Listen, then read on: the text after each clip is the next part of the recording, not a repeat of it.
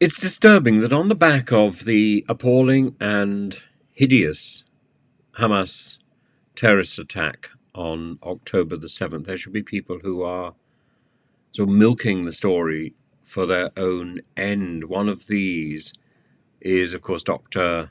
El-Kayam Levy, it appears. And 3 days, I think, before she received the prestigious Israel Prize, which she still received, that honors any Israeli citizen, is a prize given out by the government. And she, when she accepted it, she said, "We must stand firm against the stark denial and increasing tide of anti-Semitism." Yet, Israel's largest newspaper, Ynet, published a huge article accusing her of ripping off major donors, including people in the US Biden administration, spreading fake Hamas atrocity stories, and failing to deliver a major report that she had promised about sexual violence on October the 7th. People have dissociated themselves from her because her research is inaccurate. Now, this is a conclusion drawn by the Israeli media long after media reports in Turkish media, for example, were questioning some of the allegations. And government officials were concerned that she spread discredited claims. For example, the story of a Hamas militant cutting a fetus from a pregnant woman before raping the woman. And it's a story that was proven to be untrue. It was spread in the international press, and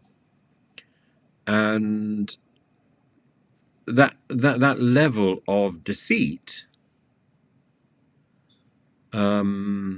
peddled by this lady who was spinning her civil commission, the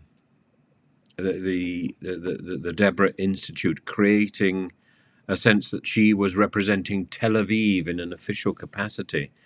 In the beginning, she was really very active, which was good, we're told.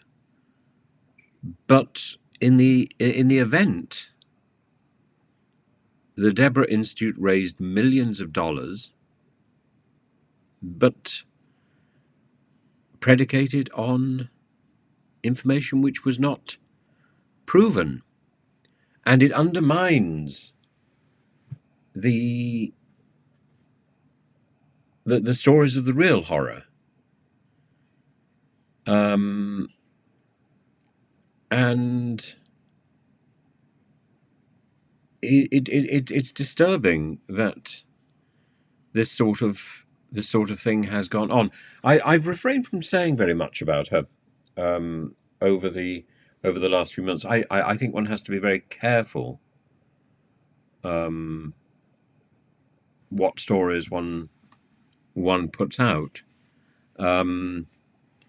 But she certainly, not only has she fallen from grace, but she's cheapened the stories.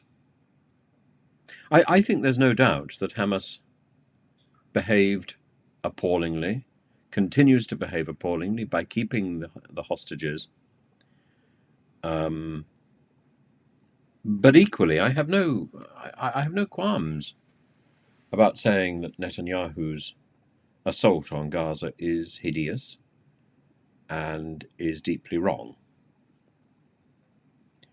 And I know that there are people in the YouTube community who have left comments who say that my nuanced approach is likely to get me into trouble because I'm not clearly on one team or the other. I think my support for what is right is relatively clear, and I reserve the right to change my mind if necessary, and to encourage others to change their mind if necessary.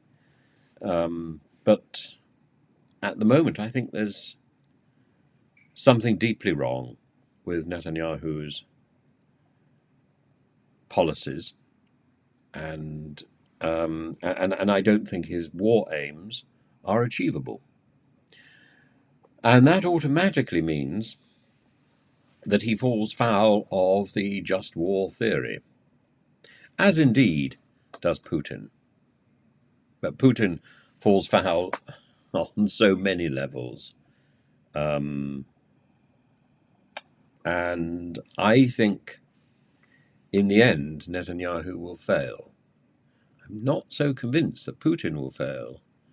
And that worries me, of course. It's not all, wars are not always won by the right people. War is a very is not morally determined. The Second World War was a very unusual event, insofar as it was quite clearly a crusade against evil, and but its outcome was by no means certain, and the evidence of the Holocaust perpetrated by the Nazis was indeed evidence of evil at the heart of the Hitler regime. In the end, you judge a regime by the way it behaves. And I think the Netanyahu regime behaves badly. And the Al-Qaim Levy story is just one example. You don't win the public by lying. Now, it may be that she's not lying. It may be that she was deceived, or she was, or she can produce evidence, but she hasn't so far. And the Israeli media has turned against her. I think that's interesting.